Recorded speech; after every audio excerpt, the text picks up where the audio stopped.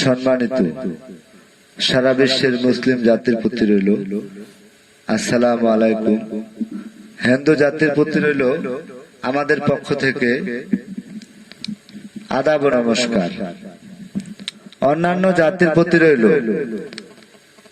আমাদের পক্ষ থেকে আন্তরিক শুভেচ্ছা ও ভালোবাসা। আজকে আমি যে বিষয়টি আপনাদের সামনে তুলে ধরতে যাচ্ছি সেটা হলো আমাদের কবিরাজদের ব্যাপারে কিছু কথা বলতে চাই। সেটা হলো, ভাই আপনি কবিরাজি বিদ্যা শিখেছেন, কবিরাজি করেন, মানুষের কাছে টাকা পয়সা নেন, কিন্তু এমনটা করিয়েন না যে যেটা হবার নয় সেটাও আপনি করে দিচ্ছেন। এভাবে 1 ঘন্টা 2 ঘন্টা 3 ঘন্টা 12 ঘন্টা 24 ঘন্টার সময় নিয়ে মানুষের কাছ থেকে টাকা হাতিয়ে নিচ্ছেন। এটা কিন্তু একেবারে ঠিক না। দুনিয়াটা একদিনের না। আজকে আপনি জীবিত আছেন, কালকে মারাও যেতে পারেন। আপনি যে একজন মানুষের কাছ থেকে টাকা পয়সা নিচ্ছেন, এই যে টাকা পয়সাগুলো নিয়ে আপনি খাচ্ছেন বা অনেক কিছু করতেছেন, ভোগ করতেছেন, একদিন কিন্তু এই টাকা পয়সার হিসাব ঠিকই আপনাকে দিতে হবে। ইহকালে না দিলেও পরকালে আপনাকে সেই হিসাবটা দিতে হবে।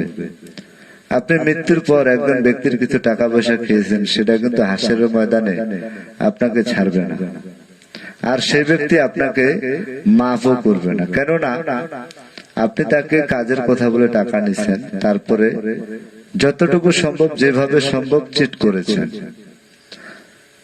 আপনাদের মতো 2-1 জন প্রতারকের জন্য সারা বিশ্বে, সারা বাংলায় আজকে কালো ছায়া নেমে এসেছে, কবিরাজদের নামে আধার নেমে এসেছে। কেন ভাই?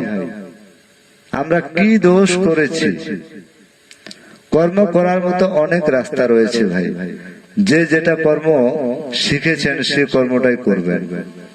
অযথা মানুষের কাছ থেকে টাকা পয়সা নিয়ে মিথ্যা কথা বলে, কিরা কসম কেটে, পিরিতের আলাপ করে মজার মজার কথা বলে টাকা নিচ্ছেন, তারপরে এই যে চিট করতেছেন, মোবাইল নাম্বার বন্ধ অথবা ব্ল্যাক লিস্টে অথবা মোবাইলটাই বন্ধ, এটা কিন্তু ঠিক না।